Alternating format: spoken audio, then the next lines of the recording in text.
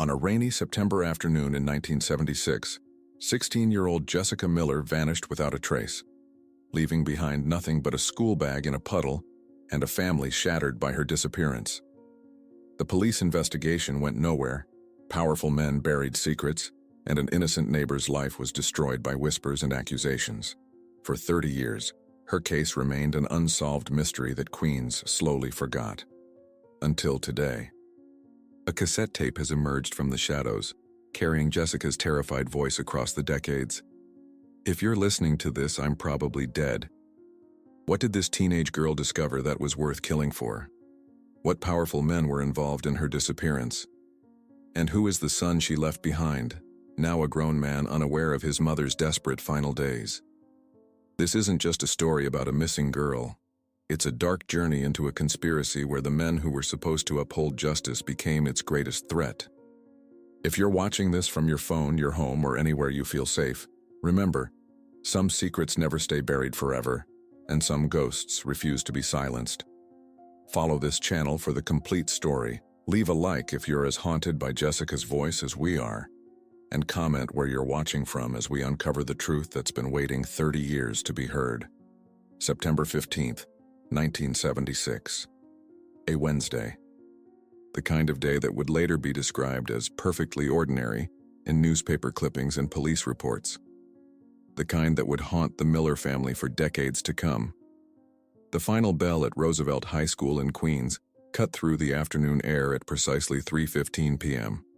The hallways erupted with teenage energy, locker doors slamming, sneakers squeaking against linoleum floors, laughter echoing off walls plastered with college recruitment posters and homecoming announcements. Among the sea of denim and polyester, 16-year-old Jessica Miller moved like a ghost, shoulders hunched beneath the weight of her leather book bag. "Hey Miller, wait up!" Tommy Hernandez called out, his voice carrying down the hallway. Jessica pretended not to hear, quickening her pace through the double doors and into the September sunshine. She didn't have time for Tommy's flirtations today, not with what she knew. Outside, the air hung heavy with the scent of approaching rain. Dark clouds gathered on the horizon, casting the neighborhood in an eerie pre-storm glow that made everything look like an old photograph. Jessica paused at the top of the school steps, her blue eyes scanning the street with unusual vigilance before she descended. Mrs. Santiago, who lived 3 doors down from the Millers, was watering her prized begonias as Jessica passed. "Afternoon, sweetheart," she called. "Tell your mama I've got that recipe for her." Jessica nodded without stopping, her fingers clutching the strap of her bag so tightly that her knuckles turned white. Inside that bag, beneath her biology textbook and spiral notebooks, was a small tape recorder. A birthday gift from her father last spring. She'd never imagined she'd use it the way she had yesterday. 2 blocks from school, Jessica ducked into Donovan's pharmacy, the bell above the door announcing her arrival. "Old Mr." Donovan looked up from his newspaper, his glasses perched on the tip of his nose. "Jessica Miller," he said warmly, folding his paper. "How's your mother doing? I filled her prescription last week." "She's fine," Jessica lied, not meeting his gaze. Her mother hadn't been fine since the argument 3 nights ago, the one that woke Jessica from a dead sleep, the one where she heard things that made her stomach turn. "Just need to use your phone if that's okay, Mr." Donovan gestured toward the back. "You know where it is, honey." In the narrow hallway next to the stockroom, Jessica dialed with trembling fingers. 1 ring, 2, 3. No answer. She hung up and tried again. Still nothing. Panic began to rise in her chest, threatening to choke her. Outside Donovan's, a black Cadillac cruised slowly past the storefront, its engine purring like a predator. Jessica exited the pharmacy without saying goodbye to Mr. Donovan, who was now busy with Mrs. Peterson and her endless questions about heartburn medication. The street seemed different somehow, the same Queens neighborhood she'd walked 1,000 times before, but now filled with shadows that hadn't existed yesterday. She turned left on Maple Street instead of right, a deviation from her usual route home. The weight of the tape recorder seemed to grow heavier with each step. What she had captured on that little machine could change everything, or end everything, The sound of tires on wet pavement made her turn. The rain had started. Just a drizzle, but enough to darken the sidewalk with scattered drops. The black Cadillac she'd spotted earlier was behind her now, moving at a crawl. Jessica's heart hammered against her ribs.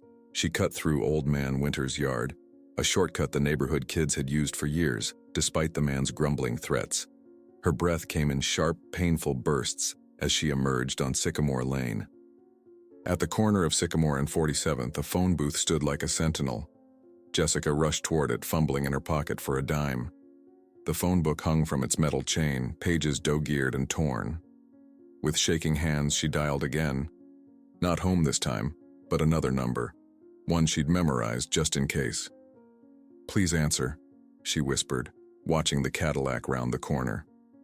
"Please." A click on the line. "Hello?" A woman's voice. "Aunt Claire?" Jessica's voice cracked. "It's me. I need to—" The line went dead. Jessica stared at the receiver in disbelief, then slammed it back into its cradle. Through the rain-streaked glass of the phone booth, she saw the Cadillac stop. A man emerged, tall, broad-shouldered, his face obscured by the brim of a hat. Jessica bolted. She ran past McCarran's Deli, past the barber shop where her father got his hair cut every third Saturday, past the vacant lot where neighborhood kids played stickball on summer evenings. Her lungs burned, but the terror propelled her forward. The rain fell harder now, plastering her blonde hair to her face, soaking through her denim jacket. She risked a glance over her shoulder. The man was following on foot, unhurried, confident, as if he knew something she didn't. Jessica ducked into an alley, a narrow passage between Gianelli's Italian restaurant and the hardware store. The smell of garlic and tomato sauce mingled with the damp scent of rain. She pressed herself against the brick wall, gasping for breath, listening for footsteps over the pounding of rain and her own heartbeat. Nothing. After what felt like hours but was probably only minutes, Jessica peered around the corner. The street was empty except for a young couple huddled under an umbrella, hurrying toward the subway entrance. Relief flooded her system, making her legs weak. She'd lost him. She could make it home now, tell her parents everything, show them the tape. They'd understand. They'd have to. Even if it meant— A hand clamped over her mouth from behind, an arm like iron around her waist. Jessica kicked and struggled, her screams muffled against the palm pressed firmly against her lips. Her book bag fell to the wet pavement, the contents spilling out. Textbooks, notebooks, lip gloss, and the small tape recorder, which clattered against the concrete. Now, Jessica," a voice murmured close to her ear, familiar in a way that made her blood run cold. That's no way for a young lady to behave. The last thing Jessica saw as she was dragged backward into the shadows was her tape recorder lying in a puddle, rain washing over it like tears. At 6:37 p.m., Margaret Miller stood at her kitchen window, a cigarette trembling between her fingers, watching the rain hammer against the glass. Jessica was never late, not without calling. The pot roast on the stove had long since overcooked, the potatoes turning to mush in their water. The front door opened and closed. Margaret spun around, hope flaring in her chest, only to deflate at the sight of her husband, Robert, shaking rain from his umbrella. "Jess home yet?" he asked, loosening his tie. The cigarette burned down to Margaret's fingers. She didn't feel the sting. "She never came home from school, Bob." Robert's face changed, the lines around his mouth deepening. "Did you call Claire? Or that friend of hers, what's her name? The Henderson girl?" Margaret nodded frantically. "I called everyone. No one's seen her since the final bell."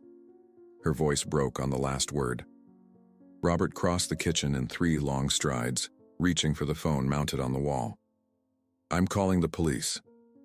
As he dialed, Margaret sank into a kitchen chair, a horrible coldness seeping into her bones. Outside, the rain continued to fall, washing away footprints, diluting the trail that led to Jessica Miller. What they didn't know, couldn't know, was that at that very moment, 17 miles away, a man was carefully placing a tape recorder in a locked metal box, and 30 years would pass before its contents would shatter the silence that descended on Queens That rainy September afternoon. June 17th, 2006. 30 years can change a neighborhood beyond recognition. The Queens of 1976 had faded like an old Polaroid, replaced by a kaleidoscope of new storefronts, graffiti-streaked walls, and unfamiliar faces. The corner where Jessica Miller once waited for the bus now hosted a Starbucks. The vacant lot where children once played stickball had become a 5-story apartment complex with security cameras and an electronic gate. David Winters pulled his decade-old Honda Civic to the curb outside his childhood home. A narrow 2-story building with fading blue paint and concrete steps worn smooth by decades of footsteps. At 42, David had his father's height and his mother's thoughtful brown eyes. His visits to the old neighborhood had grown increasingly infrequent over the years, especially after his father's passing 3 winters ago. Each return felt like stepping into a museum exhibit of his former life, familiar yet somehow distant, preserved behind invisible glass. "You sure about this, Dave?" his wife Maya asked from the passenger seat, her hand resting protectively over her pregnant belly. "We could just call a realtor and be done with it." David stared at the house, remembering how neighborhood children had once crossed the street to avoid walking past crazy old man Winters' place. The irony wasn't lost on him that his father, the neighborhood's designated boogeyman, had been the only innocent adult on the block. "I need to do this myself," he said finally, turning off the ignition. "I owe him that much." Inside, the house smelled of dust and abandonment. Sheets draped over furniture created ghostly silhouettes in the dim light filtering through closed blinds. David moved through the rooms mechanically, making mental notes of what to keep, what to donate, what to trash. His father had been a hoarder of newspapers and National Geographic magazines, creating precarious towers of yellowing paper throughout the house. In the basement, David found stacks of cardboard boxes labeled in his father's cramped handwriting. Tax records 1965-1970, Eleanor's things, David's school papers. He worked methodically, sorting through decades of accumulated memories. By late afternoon, his back ached, and a thin film of dust coated his clothes. "I'm heading out for sandwiches," Maya called down the stairs. "Need anything else?" "Just water," David replied, dragging another box from a dark corner. Unlike the others, this one had no label. He sliced through the packing tape with his pocket knife, revealing a collection of envelopes bound with rubber bands.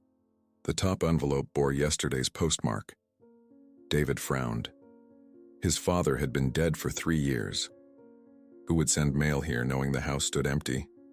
He examined the envelope. No return address, just his father's name and the house address written in neat feminine handwriting. Inside was a smaller envelope and a handwritten note. "Mr. Winters, you were right all along. I'm sorry I didn't believe you. She wanted you to have this. A friend." The smaller envelope contained a cassette tape, its plastic case yellowed with age. A faded label read simply, 1976, Jessica. David's heart stuttered. Jessica Miller. The girl who vanished. The reason his father became the neighborhood pariah, whispered about at grocery stores and pointed at by children. The false accusation that destroyed his teaching career and twisted him into a bitter, suspicious old man who peered through curtains and muttered about conspiracies. With trembling hands, David searched the basement until he found his father's old boombox, a relic from the 1980s with large buttons and twin cassette decks. He blew dust from its surface, plugged it in, and inserted the tape. The machine whirred to life. Static hissed from the speakers, followed by a girl's voice. Young, frightened but determined. "My name is Jessica Miller. If you're listening to this, I'm probably dead." David sank onto a dusty folding chair, the blood draining from his face. "I'm recording this on September 14, 1976. Yesterday, I overheard something I wasn't supposed to. Dad was in his study with Judge Harrington and Mr. Caldwell, the banker. They were arguing about money and something called Operation Blackbird. Dad kept saying they'd gone too far, that people were asking questions. The judge said it was too late to back out. The tape hissed with silence for several seconds before Jessica's voice returned, lower now as if afraid of being overheard. I think they killed someone. Maybe more than one person. I found documents in Dad's safe, photographs of girls. Some of them had red X's through their faces. David's hands curled into fists. His father had ranted for years about a conspiracy involving prominent men in the community. The judge, the banker, local politicians. Everyone had dismissed him as a paranoid old fool. I'm going to confront Dad tonight, Jessica continued. I can't just pretend I don't know. But I'm leaving this tape at Nancy's house just in case. Just in case something happens to me. The recording ended abruptly. David stared at the cassette player, his mind racing. After a moment, he rewound the tape and pressed play again. Jessica's voice filled the basement once more, a ghost speaking across 30 years of silence. When Maya returned with sandwiches, she found David sitting motionless at the kitchen table, the cassette tape before him like a bomb that might detonate at any moment. David? What's wrong? You look like you've seen a ghost. Not a ghost, he murmured. A voice from the past. I need to call the police. Detective Marcus Rivera was 2 years from retirement, with salt and pepper hair and eyes that had seen too much of humanity's darker side. He listened to the tape in silence, his weathered face betraying nothing. You understand this changes nothing legally, he said when the recording finished. Statute of limitations on most crimes has long expired, and without evidence beyond this tape. My father spent 30 years being treated like a monster because of what happened to that girl, David interrupted, anger flaring. Her parents looked him in the eye at the grocery store and called him a murderer. Kids threw rocks at our house. He lost everything, his job, his reputation, his mind. And now this tape shows he was right all along. Rivera sighed, removing his reading glasses. Look, I remember this case. I was just a rookie when Jessica Miller disappeared. The whole department knew something wasn't right, but anytime we got close to the judge or Robert Miller, investigations got shut down.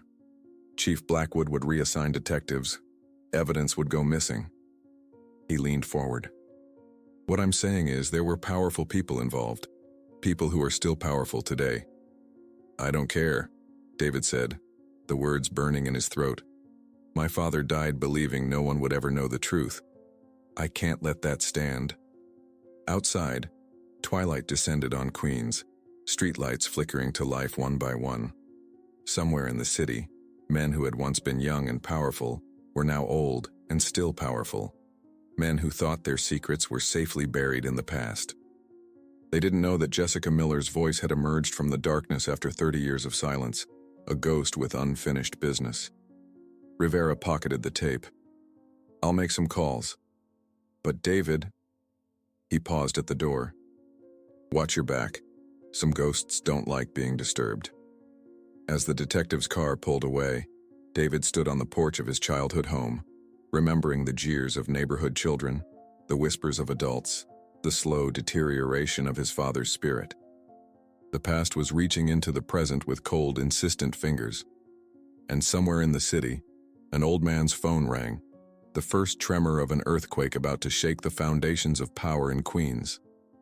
The New York Police Department's 114th precinct stood like a fortress of worn brick and cloudy windows, surrounded by a neighborhood that had grown around it like ivy, changing, adapting, but always clinging to the same foundation. Detective Marcus Rivera navigated the familiar maze of desks and harried officers, the cassette tape a weight in his pocket that seemed to grow heavier with each step. Captain Eliza Reyes glanced up from a stack of reports as Rivera knocked on her open office door. At 53, she wore her 25 years on the force in the lines around her eyes and the silver threading through her dark hair.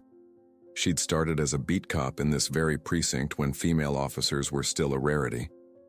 Whatever it is, make it quick, she said, gesturing to the chair across from her desk. I've got the commissioner breathing down my neck about these gang shootings in Astoria. Rivera closed the door before sitting. I need to reopen a cold case. Reyes's pen paused mid-signature. Which one? Jessica Miller, 1976. The captain's expression changed subtly, a tightening around the mouth, a flicker in her eyes. Rivera had known her long enough to recognize when he'd struck a nerve. That case was before my time, she said carefully. Missing teenager never found. What's your interest in ancient history? Rivera placed the cassette tape on her desk. This came into my possession yesterday. It's a recording made by Jessica Miller the day before she disappeared. She mentions Judge Harrington, William Caldwell from First National Bank, and her own father being involved in something called Operation Blackbird. Harrington? Reyes set down her pen. As in State Supreme Court Justice Harrington?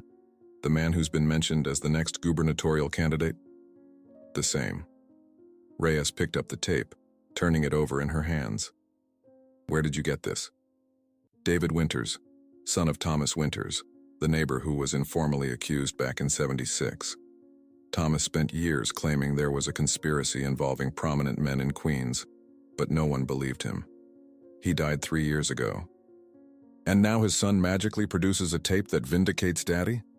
Skepticism dripped from her words. Convenient timing. The son claims the tape was mailed to his father's house yesterday, with a note saying, "You were right all along." He doesn't know who sent it. Reyes leaned back in her chair, pinching the bridge of her nose. Marcus, you're 2 years from your pension. Why stir this pot now? Because I was there in '76, a rookie in uniform helping search the neighborhood. I saw things that didn't add up. Rivera leaned forward, his voice dropping. The department put neighborhood sex offenders under a microscope, but Jessica's father and his powerful friends were barely questioned. Evidence disappeared. Officers who asked too many questions got reassigned. That's a serious allegation. It's the truth, and you know it. This department has always had two standards of justice. One for the connected, one for everyone else. Outside the captain's window, a summer rainstorm had begun, fat droplets streaking the glass like tears. Rivera thought of another rainstorm 30 years earlier, washing away evidence, diluting blood, cleansing the streets of secrets. Play it, Reyes said finally. As Jessica Miller's voice filled the small office, young, frightened, determined, Reyes's face grew increasingly troubled. When the recording ended, she remained silent for a long moment, staring at the rain-streaked window. "You understand what you're asking?" she said at last. "Harrington has friends in every level of city government. Caldwell sits on the boards of half a dozen charities with the mayor. If you go after them based on a 30-year-old tape that could easily be fabricated, I'm not asking to make arrests today. I'm asking to reopen the investigation, properly this time." Rivera's jaw tightened. That girl deserves justice, even if it's 3 decades late. Reyes studied him, weighing political realities against the moral certainty in her detective's eyes. "You can look into it," she said finally. Quietly. "No press, no interviews, no warrant requests without running them by me first." "And Marcus?" Her eyes narrowed. "You're on your own with this. Officially, you're working gang violence. Understood?" "Understood." Outside the precinct, David Winters waited beneath the shelter of the building's overhang, watching sheets of rain transform the street into a shallow river. His father's paranoia had always embarrassed him as a child. The muttered warnings about powerful men, the obsessive newspaper clippings, the locked doors and drawn curtains. Now he wondered how much of that paranoia had been justified. "They're reopening the case," Rivera announced, joining him under the overhang. "Unofficially." "What does that mean?" "It means I investigate on my own time. It means we're poking a hornet's nest with a very short stick." Rivera lit a cigarette, the flame briefly illuminating the deep lines of his face. "You need to understand something, David. These men, if they're guilty, they've had 30 years to cover their tracks. Evidence will be gone. Witnesses will have died or moved away. Memories will have faded. So you're saying it's hopeless?" "I'm saying prepare for disappointment." Rivera exhaled a stream of smoke that mingled with the rain-dampened air. "There's someone you should meet, Frank Donovan. He was the original detective assigned to Jessica's case, before they yanked him off it. Retired now, lives out in Montauk. If anyone knows where the bodies are buried, metaphorically speaking, it's Frank." The drive to Montauk took nearly 3 hours, the rain pursuing them eastward along the Long Island Expressway. They found Frank Donovan's cottage perched on a windswept bluff overlooking the Atlantic. a weathered cedar-shingled structure that seemed to have grown organically from the rocky coastline. Donovan himself matched his home. Weathered, solitary, enduring. At 74, he moved with the deliberate care of a man who had learned to conserve his energy. His hair had gone completely white, but his eyes remained sharp beneath bushy eyebrows. He showed no surprise at their arrival, as if he'd been expecting them for years. "So someone finally found Jessica's tape," he said after Rivera explained their presence. "I always wondered what happened to it." "You knew about the recording?" Rivera asked. Donovan gestured for them to follow him inside, where a modest living room offered a panoramic view of the churning ocean. Framed photographs covered one wall, family portraits interspersed with newspaper clippings and citations from his police days. Nancy Henderson mentioned it during questioning. "Jessica's friend," he explained, seeing their confusion. "Said Jessica had borrowed her tape recorder the day before she vanished. When we searched Nancy's house, the recorder was there, but no tape. I always figured it was the key to everything." "Why were you taken off the case?" David asked. Donovan's face hardened. "Because I started asking the wrong people the right questions." He crossed to a side table and poured 3 fingers of whiskey into a tumbler. 2 days after Jessica disappeared, I brought her father in for questioning. Standard procedure. Family members are always the first suspects. But Robert Miller made one phone call, and 30 minutes later, the chief was pulling me into his office, telling me to back off. Said Miller was beyond reproach, and I was wasting department resources. "Did you back off?" Rivera asked. "Hell no." Donovan took a long sip of whiskey. "I started digging into Miller's associates, Judge Harrington, Caldwell from the bank, a few others. Found out they were all members of the same hunting club out in Suffolk County. Called themselves the Blackbirds." His eyes met Rivera's. 2 weeks later, I was transferred to Traffic Division in Staten Island. Message received. Outside, the storm had intensified, waves crashing against the base of the bluff in thunderous bursts. David thought of Jessica Miller, a 16-year-old girl who had stumbled upon something dark and terrible, something worth killing for. "I never believed your father had anything to do with it," Donovan said suddenly, turning to David. He was the convenient outsider, the neighborhood eccentric, perfect scapegoat. "That didn't stop half the neighborhood from treating him like a monster," David replied bitterly. "They might as well have painted child killer on our front door." Donovan nodded grimly. People need someone to blame, someone they can point to and say, "There's the monster," so they can believe the real monsters aren't living right next door, coaching Little League and serving on the PTA.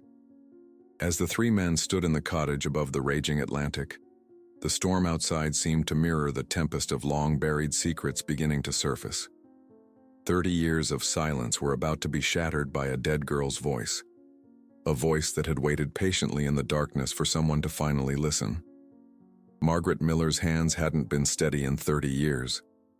Not since the day her daughter vanished, taking with her all the certainty and safety Margaret had once taken for granted. At 72, she lived alone in a modest apartment in Forest Hills, surrounded by photographs of a girl forever 16. Jessica at the beach, Jessica on her bicycle, Jessica in her junior prom dress, her smile bright and unknowing. The building's elevator wheezed and groaned as it carried her to the 3rd floor, her weekly grocery shopping hanging from arthritic fingers in plastic bags that cut into her skin. Arthritis plagued her joints now, another unwelcome companion in her solitary life. Robert had died 8 years ago from a massive heart attack, or from the guilt that had slowly poisoned him from within. Margaret had never decided which. When she spotted the 2 men waiting outside her apartment door, her first instinct was to turn around. Strangers rarely brought good news, especially to elderly widows. But something in their posture, respectful, patient, made her continue forward. "Mrs. Miller?" The older of the 2 men stepped forward, producing a badge. "I'm Detective Marcus Rivera with the NYPD. This is David Winters. We'd like to speak with you about your daughter, Jessica." Margaret's grocery bags slipped from her fingers, oranges rolling across the hallway's worn carpet like escaping prisoners. Her throat constricted, old terror rising in her chest like floodwater. "Have you found her?" The question emerged as a whisper, the same question she'd asked countless detectives, reporters, and psychics over 3 decades. "No, ma'am." Rivera's voice was gentle. "But we've discovered new evidence that might help us understand what happened to her." Margaret's apartment was a shrine to suspended time. The furniture was decades old but meticulously maintained. Doilies protected every surface. The television was an ancient model with dials instead of buttons. On the walls, Jessica smiled from every frame. Eternally 16, her future still a blank page full of possibility. "I should make coffee," Margaret murmured, moving automatically toward the kitchen. "Please don't trouble yourself," David said. "We just need a few minutes of your time." She ignored him, filling the percolator with trembling hands. The familiar ritual gave her something to focus on besides the sudden intrusion of the past. "No one's asked about Jessica in years," she said, her back to the men. "People forget. Life moves on." Even the neighbors who used to bring casseroles and say God has a plan eventually stopped coming around. The kitchen was spotless, every surface gleaming. Fighting entropy was Margaret's silent battle, as if keeping perfect order in her physical space could somehow compensate for the chaos that had swallowed her daughter. "Mrs. Miller," Rivera began once they were seated in her immaculate living room, steam rising from 3 coffee cups. "We've come into possession of a tape recording. It was made by Jessica the day before she disappeared."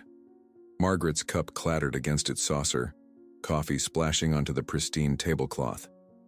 "A recording? Of my Jessica?" Rivera nodded. "On it, she mentions overhearing a conversation between your husband and some of his associates, Judge Harrington and William Caldwell. She refers to something called Operation Blackbird." The color drained from Margaret's face. Her hand moved to her throat, fingers pressing against her racing pulse. I can't." "Mrs. Miller," David interjected gently. "My father was Thomas Winters. He lived down the street from you in 1976. Recognition flickered in Margaret's eyes, followed by something darker. Shame, perhaps, or fear. "The teacher," she whispered. "People said he was innocent," David said, unable to keep the edge from his voice. "He spent the rest of his life being treated like a monster for something he didn't do." "David," Rivera warned quietly. Margaret stared at her hands, twisted together in her lap like pale, gnarled roots. So many accusations. So many suspects. The police questioned every man in the neighborhood. That nice mailman moved away because of the rumors. Mr. Winters lost his teaching job. Her voice dropped to a whisper. "We all became different people after Jessica vanished." "Mrs. Miller," Rivera said, "would you be willing to listen to the tape?" A small portable cassette player sat on the coffee table between them. Margaret stared at it as if it were a venomous snake, coiled and ready to strike. "I'm not sure I can bear to hear her voice," she confessed. "After all this time, it might help us find out what really happened to her," Rivera pressed gently. "Don't you want to know the truth?" Margaret's eyes traveled to a photograph on the wall. Jessica on her 16th birthday, blowing out candles on a chocolate cake, her father's hand resting on her shoulder, his face wreathed in paternal pride. "The truth," she repeated as if testing the word. "Yes, play it." The tape hissed to life in the quiet apartment. When Jessica's voice emerged from the small speaker, "My name is Jessica Miller. If you're listening to this, I'm probably dead." Margaret made a sound like a wounded animal, her hand flying to her mouth. As the recording continued, as Jessica described the conversation she'd overheard, the documents in her father's safe, Margaret's expression transformed. The initial shock and grief gave way to something harder, colder, a terrible recognition. When the tape ended, silence engulfed the apartment. Margaret sat motionless, tears streaming unchecked down her lined face. "Mrs. Miller," Rivera prompted gently, "does any of this sound familiar to you?" She rose suddenly, moving to a small secretary desk in the corner. From a drawer, She withdrew an envelope, yellowed with age. 7 years after Jessica disappeared, this came in the mail. No return address. She handed the envelope to Rivera. Inside was a single sheet of paper, the message composed of letters cut from magazines and newspapers, like a ransom note from a B-movie. Your daughter knew too much. Ask your husband about the blackbirds. I confronted Robert that night. Margaret continued, her voice hollow. He denied everything, said it was a cruel prank, but something in his eyes. She shook her head. I burned the note. I couldn't bear to think that the man I'd shared a bed with for 20 years might have had something to do with our daughter's disappearance.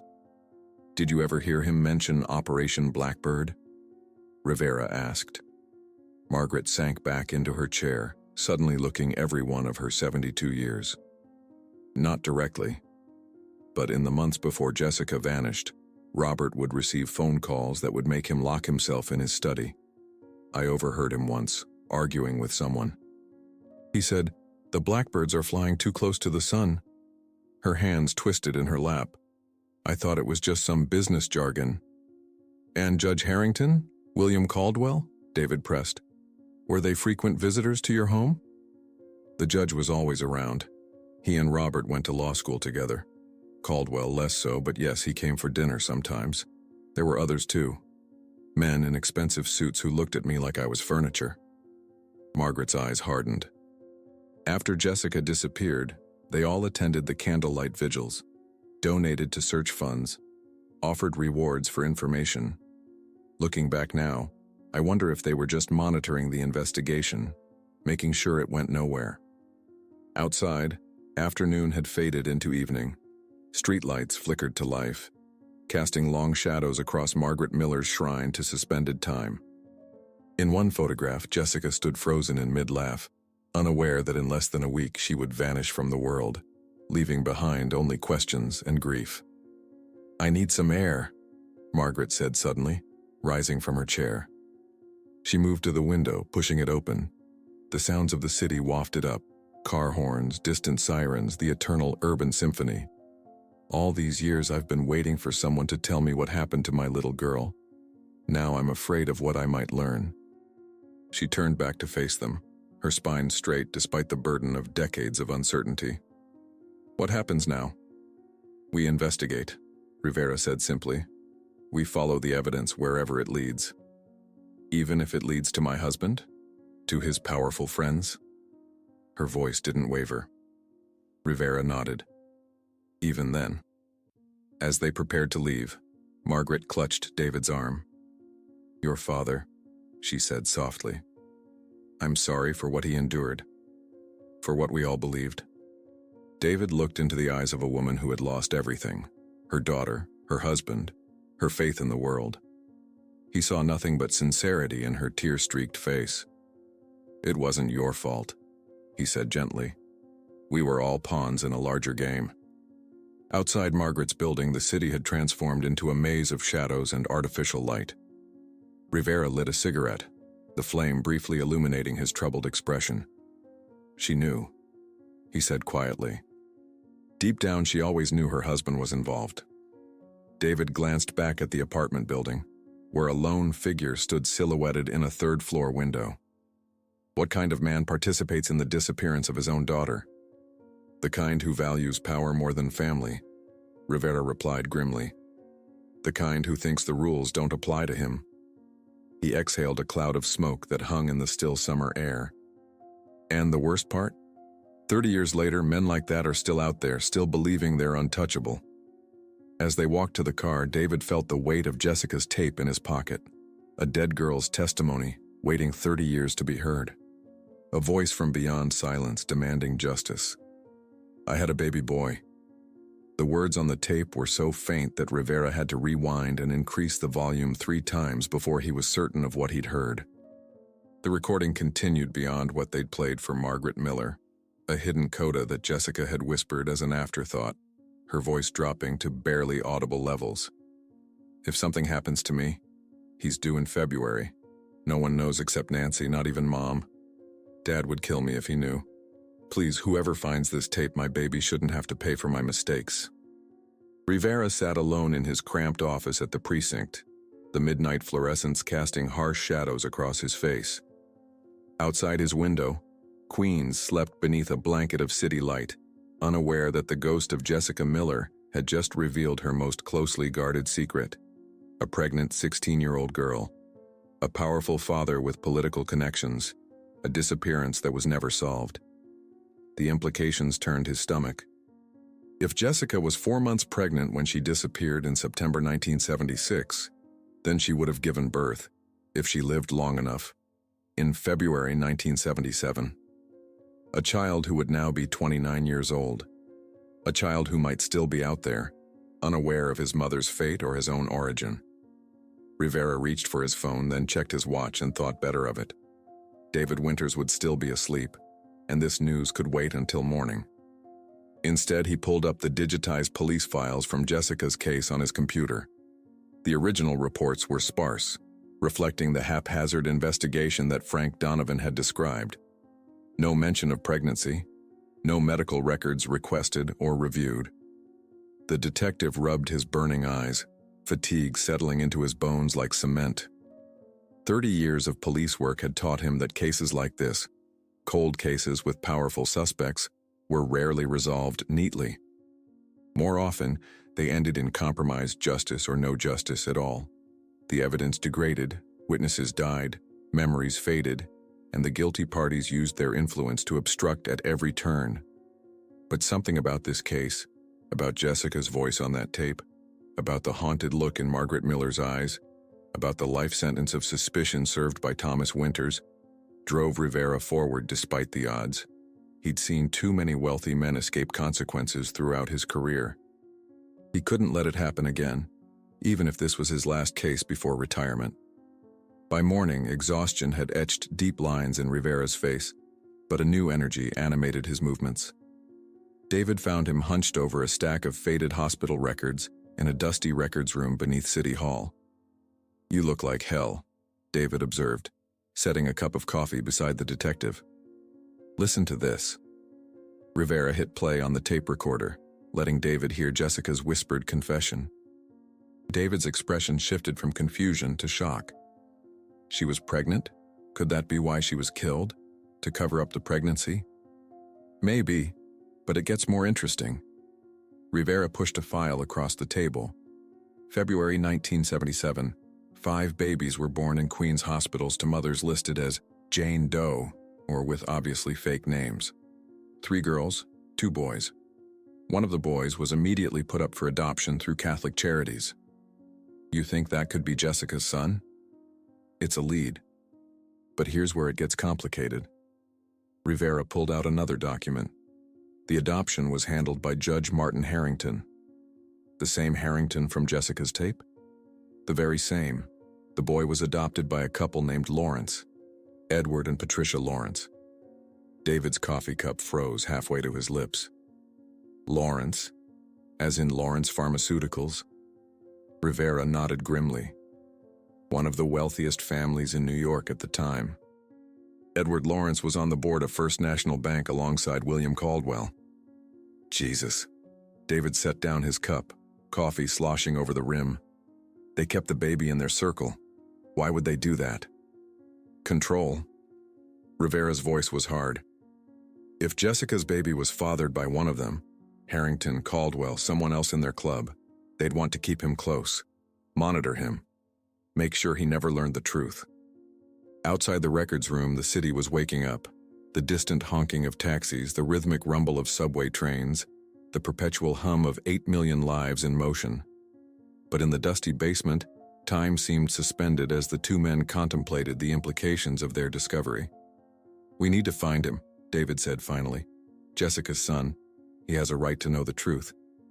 Finding him won't be easy." Rivera gathered the papers into a neat stack. The adoption records are sealed. All we have is the Lawrence name, and they could have moved anywhere in the last 30 years. "What about DNA?" David suggested. "If we could get a sample from Margaret Miller and compare it to, that would mean telling her she has a grandson she never knew about. Are you prepared to do that? To upend her world again?" David had no answer. He thought of Margaret Miller in her shrine-like apartment, surrounded by photographs of a daughter frozen in time. Would the knowledge of a grandson bring comfort or more pain? Would it reopen wounds that had never fully healed? One step at a time, Rivera decided.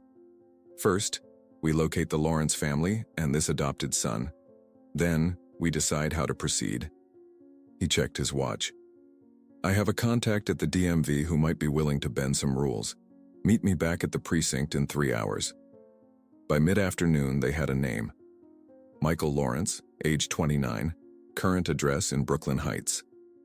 A quick internet search yielded a LinkedIn profile. Executive Vice President at Lawrence Pharmaceuticals. MBA from Wharton. Bachelor's from Columbia. A corporate headshot showed a young man with dark hair and serious eyes that somehow seemed familiar. He looks like her, David murmured, staring at the photo. Something about the eyes. Or it's a coincidence, Rivera cautioned. We can't know for sure without DNA testing. So what's our next move? We can't exactly knock on his door and say, "Excuse me, sir, we think you might be the son of a murdered teenage girl from 1976. Rivera's phone chimed with an incoming text. He read it and frowned. Change of plans. That was my captain. Judge Harrington's office just called the precinct, asking about our interest in the Jessica Miller case. How would they know we're investigating? Good question. Rivera's expression darkened. Someone's talking. Which means we need to move faster. He stood, gathering his notes. Let's pay a visit to the Lawrence family offices. Sometimes the direct approach is best. The headquarters of Lawrence Pharmaceuticals occupied the upper floors of a gleaming Manhattan skyscraper. The lobby was all marble and glass, with a security desk manned by guards who looked like they'd been hired for both their size and their discretion. Rivera flashed his badge at the front desk. Detective Marcus Rivera, NYPD. We need to speak with Michael Lawrence. The receptionist's practiced smile never wavered. Do you have an appointment, detective? It's a police matter. I'm afraid Mr. Lawrence is unavailable without an appointment. His schedule is completely full today. Then we'll wait. Rivera settled into one of the lobby's sleek leather chairs, making it clear he wasn't leaving. After 15 minutes of whispered phone calls and nervous glances, the receptionist approached. Mr. Lawrence's assistant will be down to escort you to his office, but he can only spare 10 minutes. The assistant who materialized was a polished young woman in a perfectly tailored suit, her expression betraying nothing as she led them to an elevator that required a key card. Mr. Lawrence is very busy preparing for tomorrow's board meeting, she informed them as they ascended. Please be brief. Michael Lawrence's corner office offered a panoramic view of Manhattan, the East River gleaming in the afternoon sun. The man himself stood with his back to them, gazing out at the city spread before him like a kingdom. Detective Rivera, he said without turning. My secretary says you're investigating a cold case. How can Lawrence Pharmaceuticals assist the NYPD? Actually, Mr. Lawrence, Rivera replied, we're here about a personal matter concerning your adoption in 1977. Michael Lawrence turned slowly, his expression unreadable. He was tall and lean with his father's aristocratic bearing, but something else in his features. Something that reminded David uncannily of the photographs in Margaret Miller's apartment. My adoption is a private matter, Lawrence said coolly. What possible relevance could it have to a police investigation? We believe your biological mother may have been Jessica Miller, Rivera said, watching Lawrence's face carefully. A 16-year-old girl who disappeared in September 1976. If Rivera expected shock or disbelief, he was disappointed. Lawrence's expression remained impassive, his eyes calculating. That's an interesting theory, detective. Do you have evidence to support it? We're gathering it, Rivera admitted, but the timing of your birth, the involvement of Judge Harrington in your adoption, the connection between your adoptive father and William Caldwell, it all points to a deliberate placement. Something flickered in Lawrence's eyes. Not surprise, but a wary recognition, as if an expected adversary had finally appeared on his doorstep. He moved to his desk and pressed the intercom. Rachel, cancel my next appointment, and hold all calls. When they were alone, Lawrence gestured to the chairs opposite his desk. You're not the first people to connect these dots, gentlemen. Though I admit, you're the first from law enforcement. He opened a drawer and removed a manila folder. 3 years ago, a private investigator approached me with similar suspicions. I hired her to continue the investigation discreetly. He slid a photograph across the desk, a teenage girl with blonde hair and searching blue eyes. Jessica Miller, caught in a moment of unconscious grace, unaware that she was being photographed or that her life would soon be cut tragically short. I've known for some time that I might be her son, Lawrence said quietly. What I don't know is what happened to her, or who my biological father is. His eyes met Rivera's. Perhaps you can help me with that. The conference room on the 38th floor of Lawrence Pharmaceuticals offered a view of Manhattan that made the city seem like a gleaming model, a perfect diorama where everything was ordered and controlled. Michael Lawrence stood at the window, his reflection superimposed over the urban landscape below, as if he were some colossus striding across the island. My parents told me I was adopted when I was 12, he said, his voice carefully modulated. They presented it as something positive, that I was specially chosen, wanted, loved. But they were vague about the details. Said my birth mother was very young, unable to care for a child, that it was a closed adoption, record sealed for everyone's protection. He turned from the window, facing Rivera, David, and the stack of documents they had brought. The late afternoon sun caught the angles of his face, highlighting a resemblance to Jessica Miller that was subtle but unmistakable. Something in the set of his mouth, the arch of his eyebrows. I never questioned it until college, Lawrence continued. A professor mentioned blood types in biology class. I realized mine wasn't compatible with either of my parents. When I confronted them, my father admitted they had bypassed normal adoption channels. Judge Harrington had personally handled the arrangements. Did they tell you anything about your birth mother? Rivera asked. Lawrence shook his head. Only that she was no longer in the picture. I assumed that meant she'd moved away, started a new life somewhere. It wasn't until my father died 3 years ago that I found this. He slid a yellowed newspaper clipping across the polished conference table. It was from the Queen's Gazette, dated October 1976. Local teen still missing. Police seek witnesses. Jessica Miller's school photograph smiled from the page, her eyes looking directly at the camera, bright with the certainty of youth. This was in my father's personal safe, along with adoption papers that named my birth mother as Jane Smith. Obviously fake, but he'd written J.M. in the margin. Lawrence's voice remained steady, but his knuckles whitened as he gripped the back of a chair. That's when I hired the investigator. She confirmed my suspicions about Jessica Miller but hit a wall when it came to what happened to her. The case files were incomplete. Witnesses had scattered or died. The original detective had been transferred under suspicious circumstances. Frank Donovan, Rivera supplied. We've spoken with him. Lawrence nodded. My investigator mentioned him. She also found rumors about my father and his associates. Judge Harrington, William Caldwell, others. Something called the Blackbird Club. My father died before I could confront him about any of it. Outside the window, shadows lengthened across the city as the sun descended behind New Jersey. David thought of his own father, dying bitter and alone, his reputation destroyed by whispers and accusations. How different might his life have been if the truth had emerged 30 years ago? Mr. Lawrence, Rivera said carefully, we've recently discovered a tape recording made by Jessica Miller the day before she disappeared. On it, she mentions overhearing a conversation between her father and some associates, including Judge Harrington and William Caldwell. She mentions Operation Blackbird and suggests they were involved in illegal activities, possibly including murder. Lawrence's composure cracked slightly, a tightening around the eyes, a quick intake of breath.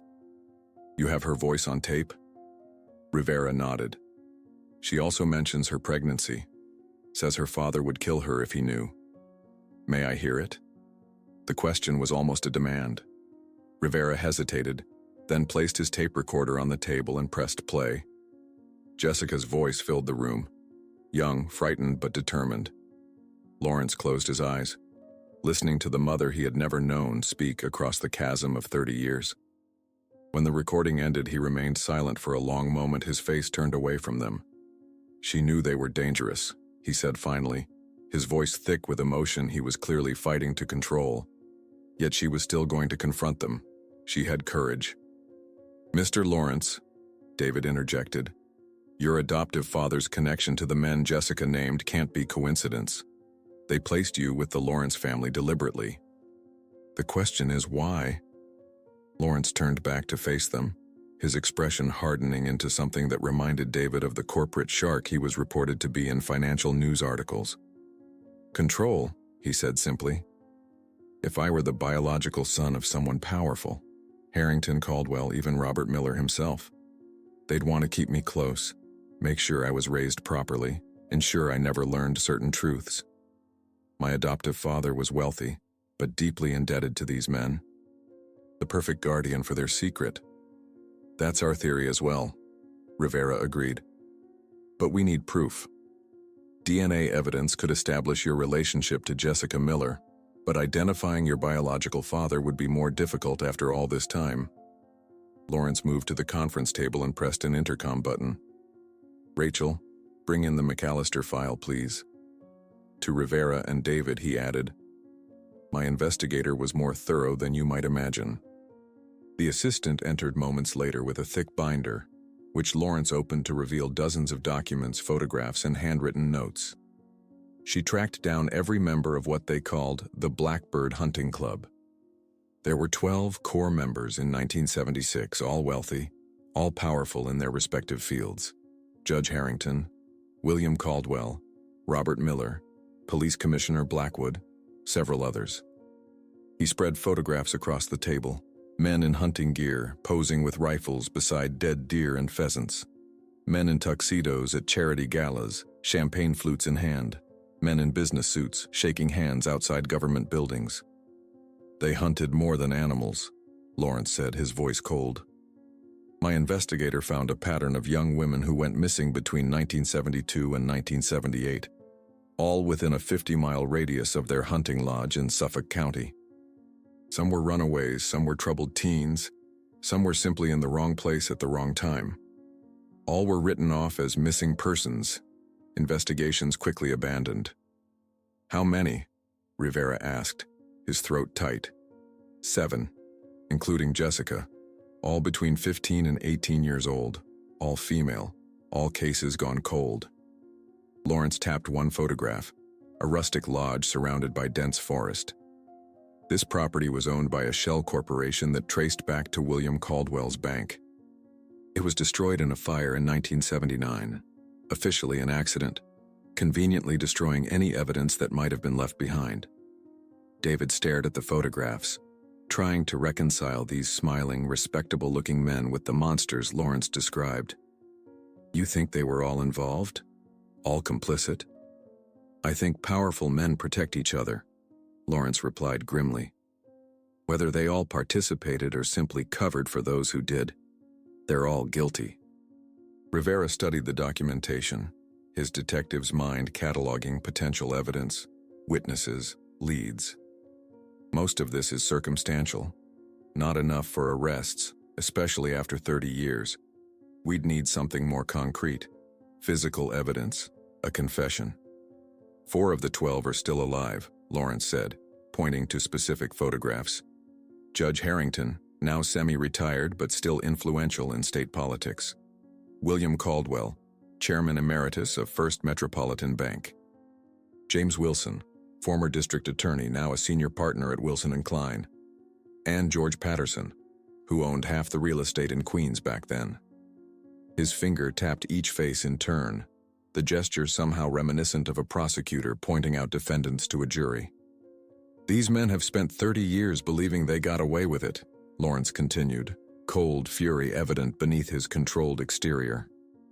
"They've built empires, shaped policy, enjoyed the fruits of their power while families like the Millers were left broken and searching for answers. The city lights were coming alive outside the window as dusk descended, thousands of illuminated rectangles stretching into the distance. Somewhere out there, Jessica Miller's mother sat surrounded by photographs of her eternal teenager. Somewhere, Thomas Winters lay in a lonely grave, his reputation never restored. And somewhere, the surviving members of the Blackbird Club prepared for another comfortable evening, secure in the belief that their secrets were safe. "There's someone else you should meet," Lawrence said suddenly, gathering the photographs. "Nancy Henderson, Jessica's friend, the one she left the tape recorder with. My investigator found her living in Connecticut. She refused to speak with us, said she'd said all she could to the police years ago, but she might talk to you." He hesitated. "She might know who my biological father is." As they prepared to leave, Lawrence stood at the window once more, his silhouette outlined against the glittering cityscape. "For 30 years, I've lived a life built on lies. My name, my family, my identity, all fabricated to cover up whatever happened to Jessica Miller, to hide my true parentage." He turned to face them, his expression resolute. "I want the truth, detective, whatever it costs, whoever it hurts, including myself." Rivera nodded, understanding the determination in the younger man's eyes. "The truth has a way of emerging eventually, Mr. Lawrence, even after 30 years. Not on its own," Lawrence replied, his voice hard as stone. "Only when someone forces it into the light." Nancy Henderson's house sat on 3 acres in rural Connecticut, surrounded by sugar maples just beginning to hint at the autumn colors to come.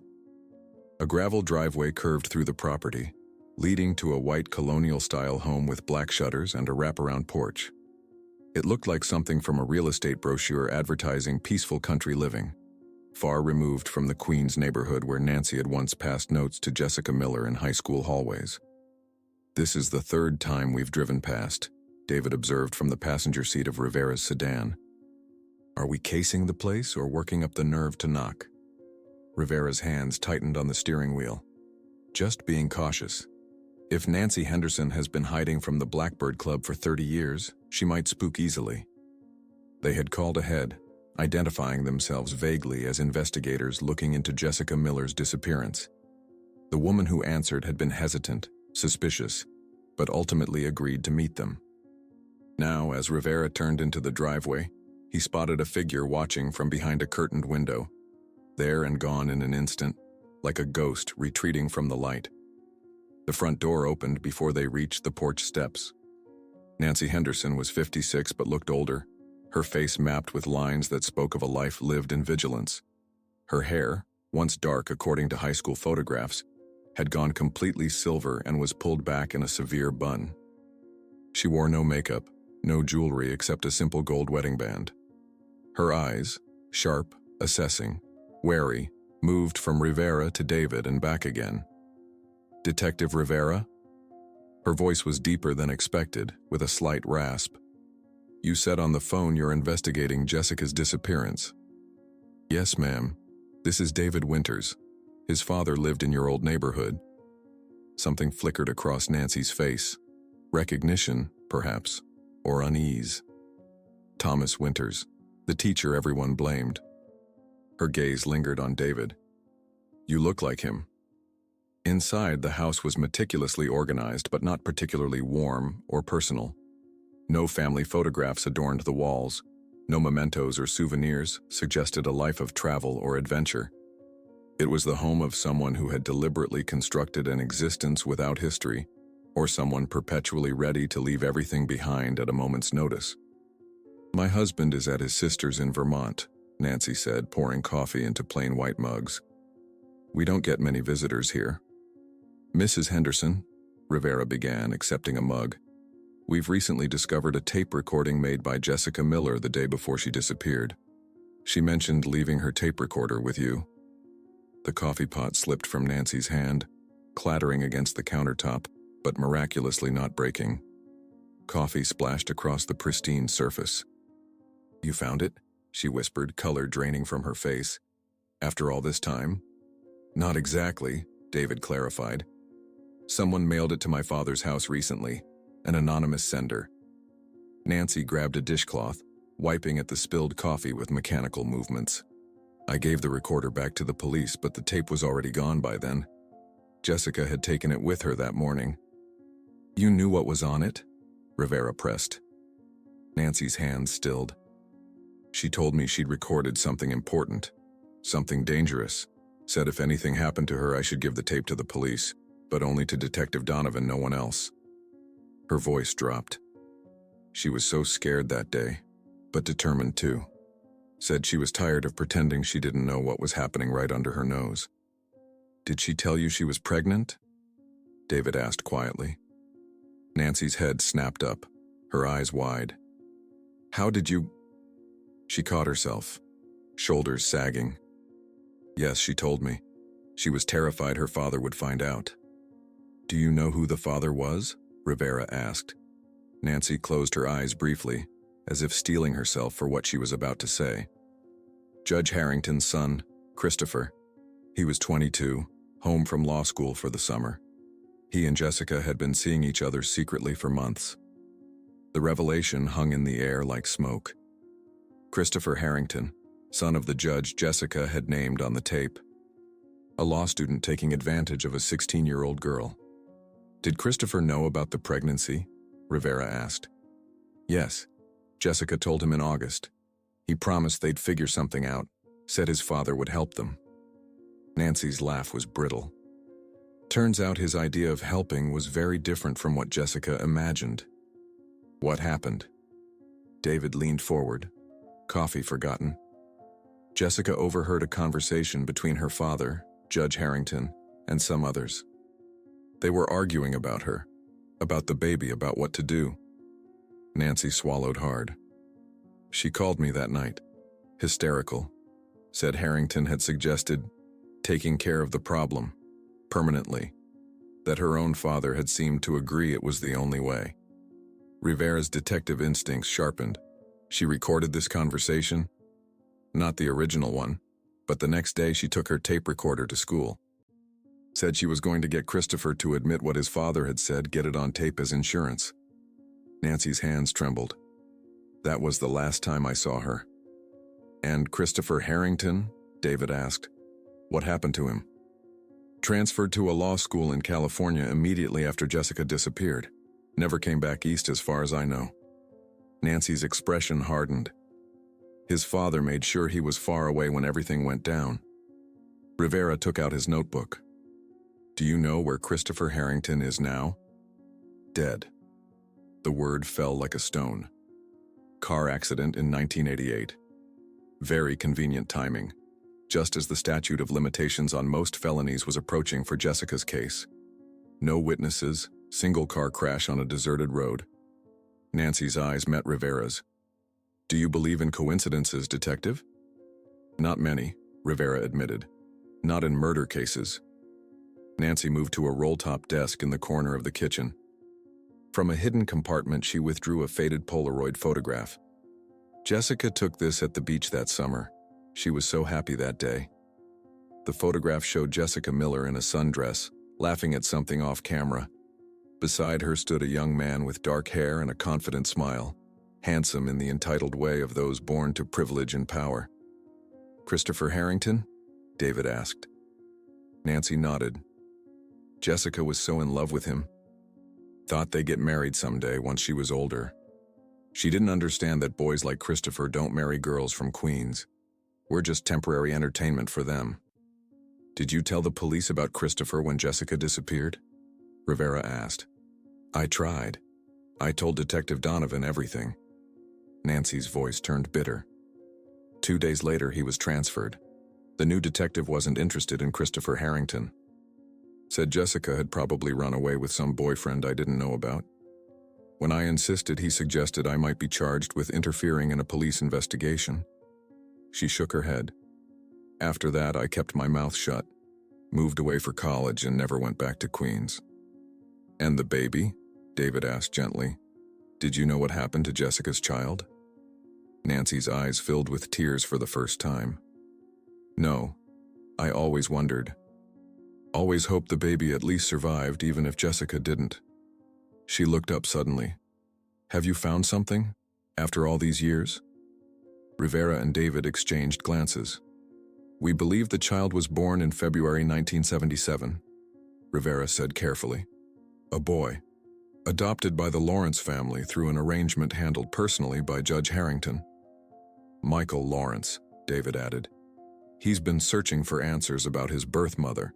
He's the one who led us to you." Nancy's hand flew to her mouth. "Michael Lawrence, the pharmaceutical heir?" At their nods, she whispered, "Oh my God." Jessica's son became exactly what the Harringtons and the others wanted. Powerful, wealthy, under their influence. It's... She trailed off, seemingly unable to find words for the cruel irony. "Mrs. Henderson," Rivera said gently, "would you be willing to meet with Michael Lawrence and with Margaret Miller?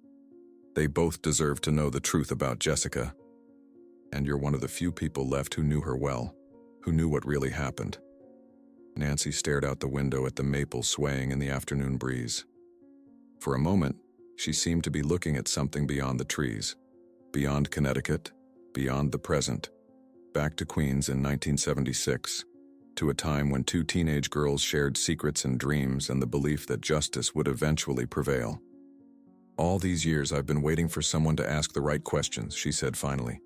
"I've been carrying this story like a stone in my chest, afraid to speak but terrified of forgetting. Yes, Detective, I'll meet them. It's time Jessica's family knows the truth." As they prepared to leave, Nancy hesitated in the doorway. "There's something you should know about the tape." Rivera and David turned back. "Jessica made 2 recordings that day," Nancy said, her voice barely above a whisper. "One was what she told me, her conversation with Christopher, but the other..." She drew a shaky breath. "The other was something she didn't tell me about, something she hid separately. She said if anything happened to her, it was her insurance policy." "Do you know where she hid it?" Rivera asked, pulse quickening. Nancy shook her head. "She just said it was where no one would think to look, but everyone would eventually see." I never understood what she meant. But if that girl managed to hide something for 30 years that could expose those men, she deserves to have it found. Outside, as they walked back to the car, David glanced back at the white colonial house with its perfect shutters and its occupant who had spent 3 decades looking over her shoulder. "Where no one would think to look, but everyone would eventually see," he repeated. "What the hell does that mean?" Rivera shrugged, unlocking the car. "I don't know. But Jessica Miller was smart enough to leave one tape that survived 30 years. If she made another, I'm betting it's still out there too, waiting to be found." Margaret Miller's hands trembled as she arranged teacups on a silver tray that had been a wedding gift 49 years ago. The cups rattled against their saucers, a physical manifestation of the earthquake taking place within her carefully constructed world. For 30 years, she had lived with uncertainty, a suspended grief neither resolved nor fully accepted. Now, the ground beneath that carefully maintained equilibrium was shifting violently. "Let me help you with that," David said gently, taking the tray from her unsteady hands. The small apartment seemed more crowded than it had ever been. Detective Rivera stood by the window, keeping a watchful eye on the street below. Nancy Henderson sat rigidly on the edge of the sofa, looking as if she might bolt at any moment. And Michael Lawrence, the man claiming to be Jessica's son, Margaret's grandson, stood examining the photographs that covered nearly every wall. He paused before one particular image, Jessica at 15, caught mid-laugh at a family picnic, her blonde hair shining in the summer sun. With trembling fingers, he reached out to touch the glass as if hoping to bridge the 30-year gap between himself and the mother he never knew. Margaret watched him, cataloging his features with the desperate attention of a woman searching for echoes of her lost child. The shape of his eyes, the slight cleft in his chin, the way he tilted his head when concentrating. All painfully familiar, all unmistakably Jessica's. "You have her eyes," she said suddenly, her voice cracking. "I noticed it the moment you walked in." Michael turned, his composed corporate facade momentarily fracturing to reveal raw emotion beneath. "Mrs. Miller, He swallowed hard. "I've imagined this meeting for years, but I never knew what to say." Margaret moved toward him with the halting steps of the elderly, her arthritis forgotten in this moment of overwhelming emotion. "There's nothing to say," she whispered. "You're her son. You're all that's left of my Jessica." The embrace that followed was awkward at first, two strangers connected by blood but separated by decades of secrets. Then Margaret began to sob, 30 years of contained grief breaking free at last. Michael's arms tightened around the fragile woman, his own eyes filling with tears he'd never allowed himself to shed. Nancy watched the scene with a hand pressed to her mouth, her own tears flowing freely. "She would have loved you so much," she said. "Jessica was so excited about you even though she was terrified. Said you were the one good thing to come out of all the ugliness." Rivera cleared his throat gently. "I know this is an emotional moment for everyone, but we need to discuss the case. Judge Harrington is aware we're investigating. We don't have much time before he and the others start destroying evidence, intimidating witnesses." "What evidence?" Michael asked, reluctantly releasing his grandmother but keeping a supportive arm around her shoulders. "After 30 years, what could possibly remain that would prove what they did?" "Jessica's second tape," Rivera replied. "Nancy told us Jessica made 2 recordings. One we have, her account of what she overheard, but the second one, her insurance policy, is still missing." Margaret looked bewildered. "A second tape? What was on it?" Nancy hesitated. "She never told me specifically, but the way she talked about it, I think she might have recorded one of their meetings, the Blackbird Club, maybe even caught them discussing what they'd done to other girls. She said she hid it where no one would think to look, but everyone would eventually see," David added. "Does that mean anything to any of you?" Margaret shook her head, but Nancy frowned thoughtfully. Jessica had an odd sense of humor sometimes. Liked wordplay, hidden meanings. This sounds like something she'd turn into a riddle. Michael paced the small living room, his corporate strategist's mind dissecting the puzzle. A place no one would think to look, but everyone would eventually see. A public place? A landmark? Something in plain sight but overlooked? "The high school," Nancy suggested. "We spent most of our time there. Maybe she hid it somewhere in Roosevelt High." "The school was renovated in the 90s, Rivera countered. "If it was there, construction would have found it."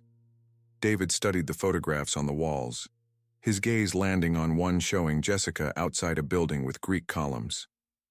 "What's this building?" Margaret squinted at the photo. "The Queen's Museum. That was taken on a school field trip in spring of '76. Jessica loved that place. Said she wanted to work there someday, giving tours to children." "The Queen's Museum," Rivera repeated thoughtfully. "Wasn't there an exhibition about local history installed around that time? Something permanent?" "The panorama," Nancy exclaimed, her eyes widening. "The giant model of New York City. Every building, every street, perfectly recreated in miniature. It was installed for the 1964 World's Fair but became a permanent exhibit. Jessica was fascinated by it. Where no one would think to look, but everyone would eventually see," Michael repeated slowly. "A model of the entire city that thousands of visitors walk past every year." A charged silence fell over the room as the implications sank in. Jessica, clever and desperate, might have found the perfect hiding place for her evidence. Tucked somewhere in a sprawling miniature version of New York City, hiding in plain sight for 3 decades. "We need to go there," Rivera decided. "Now." The Queen's Museum stood in Flushing Meadows Corona Park, its modernist architecture a testament to the optimistic 1960s World's Fair era. Inside, the panorama of the city of New York occupied a massive room, with elevated walkways allowing visitors to view the meticulously crafted miniature city from above, a god's-eye view of the 5 boroughs. As they entered, Rivera flashed his badge at the startled security guard.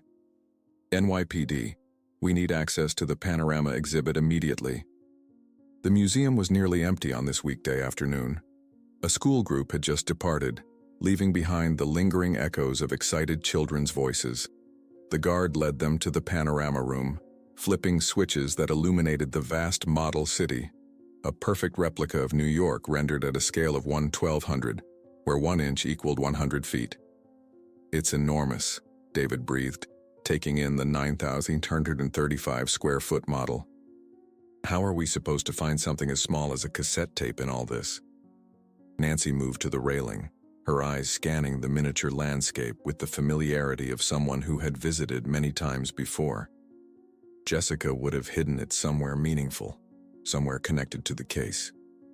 Their homes, Margaret suggested. The neighborhood where it all happened. Rivera oriented himself on the model, locating Queens, then the specific neighborhood where the Miller family had lived in 1976. The tiny houses were barely the size of postage stamps, perfect in their detailed rendering but far too small to conceal anything. The hunting lodge, Michael suggested, the place in Suffolk County where they took the girls. But Nancy was shaking her head. No, it wouldn't be in the model homes themselves. Too small, too obvious if someone was looking specifically for something hidden. And the lodge might not even be included in the model if it was far out in Suffolk County. She closed her eyes, thinking. It would be somewhere that represented the men themselves, their power, their influence. The courthouse, Rivera said suddenly. Judge Harrington's domain. Or the bank, David added. Caldwell's territory. They searched methodically, examining the tiny Queens County Courthouse, the First National Bank building, even the precinct house where the corrupted investigation had begun. Nothing seemed out of place, no sign of tampering with the intricate model. As they regrouped, discouraged, Margaret wandered to a different section of the panorama, her eyes drawn to Manhattan's imposing skyline. Jessica always said she wanted to work in one of these big buildings someday. Said Queens was too small for her dreams. Rivera joined her, studying the miniature skyscrapers.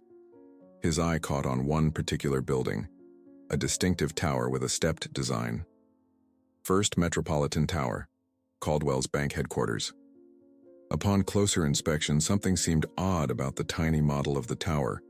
While the other skyscrapers were perfectly crafted down to their miniature windows, this one appeared slightly bulkier, its proportions subtly off. Can we get closer to this section? Rivera asked the security guard, who nodded and unlocked a maintenance door that led to a narrow walkway directly above the Manhattan section.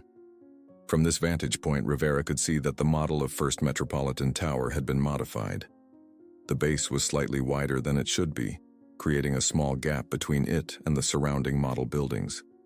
With gloved hands, Rivera carefully lifted the model building from its position. Beneath it, in a small hollow created in the base of the model, sat a miniature cassette tape, the kind used in microcassette recorders popular in the 1970s. She put it in the heart of their power, Nancy whispered, right under their noses all these years. Back at the precinct, they gathered in a small conference room, staring at the microcassette as if it might explode. The tape was yellowed with age, its label bearing a single word in Jessica's neat handwriting. Proof. We'll need a microcassette player, Rivera said. They're obsolete now. I have one, Margaret offered quietly. Robert used one for dictating legal briefs. I kept it like I kept everything else from those days. An hour later, the tiny recorder sat in the center of the table. Rivera pressed play, and the room filled with the sound of male voices, distant and slightly muffled, as if recorded from a hiding place, but clearly audible. The Miller girl is becoming a problem. Judge Harrington's voice was unmistakable, his distinctive courtroom cadence carrying even through the poor recording quality. Christopher says she's threatening to tell her mother about the baby. Your son should have kept his pants zipped. This voice was unknown to them, but Margaret gasped in recognition. That's Police Commissioner Blackwood, she whispered. We all make mistakes. Robert Miller's voice now, sending a shiver through Margaret. The question is how to contain this one. Like we contained the others. Caldwell, his banker's precision evident even in these few words. 7 girls is pushing our luck, another voice cautioned. People are starting to connect dots. No one is connecting anything, Harrington snapped. The investigations go where we want them to go. The evidence disappears when we need it to disappear. The witnesses stay quiet when properly motivated. And if they don't stay quiet? Robert Miller again, his voice tense. Then they disappear too. Harrington's voice was chillingly matter-of-fact, like that waitress from the hunting lodge, like that hitchhiker who saw too much. We clean up our messes, gentlemen. That's how we've survived this long. And Jessica? Robert's voice broke slightly on his daughter's name. She's my child, for God's sake. She's a liability, Harrington replied coldly. Christopher says she's recording conversations, gathering evidence. She knows about the other girls, about the lodge. If she talks, we all go down. A heavy silence on the tape. Then Robert Miller's voice, defeated and hollow. What do you need me to do? Nothing, Harrington answered. Just make sure she takes her usual route home from school on Wednesday. We'll handle the rest. The tape continued for another minute. Mundane discussions about golf games and political fundraisers, as if they hadn't just casually planned a teenage girl's abduction. Then Jessica's voice whispering urgently, "This is Jessica Miller. I've recorded this meeting of the Blackbird Club on September 13th, 1976. If anything happens to me, they're responsible. My father, Judge Harrington, Commissioner Blackwood, William Caldwell. They've done this before. Other girls, they have a lodge in Suffolk County. Please make them pay for what they've done." The tape clicked off. In the silence that followed, Margaret covered her face with trembling hands, shoulders shaking with silent sobs. Nancy moved to comfort her, her own face streaked with tears. Michael stood perfectly still, his expression hardening into something cold and implacable. "We have them," he said quietly. "After 30 years, we finally have proof. The statute of limitations has expired on most crimes," Rivera cautioned, "but for murder, there's no limitation. If we can prove they killed Jessica and these other girls, they murdered my mother." Michael's voice was ice. "My grandfather arranged it. They buried the evidence, destroyed lives, built careers and fortunes on the bodies of innocent girls." His eyes met Rivera's. "Whatever it takes, detective, whatever it costs, these men are going to pay." Sometimes the loudest voice is one that's been silenced, and Jessica Miller's courage echoes across decades. A 16-year-old girl who stood against powerful men when she could have chosen fear instead. Her story reminds us that truth has a heartbeat of its own. It may be buried, forgotten, or denied, but it waits patiently in the darkness until someone is brave enough to bring it into the light. What would you have done in Jessica's position? Would you have had the courage to record that tape knowing the danger it put you in? Or would you have stayed silent, hoping the monster wouldn't notice you?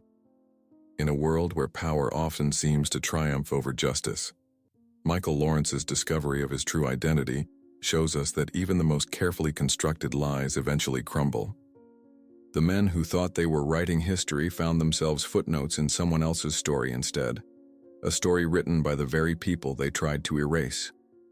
The Blackbird Club believed their positions and wealth made them untouchable, but they never accounted for the persistence of a teenager's final testimony or a mother's undying love. What secrets might be hiding in your own family's past? What truths are waiting for someone brave enough to uncover them?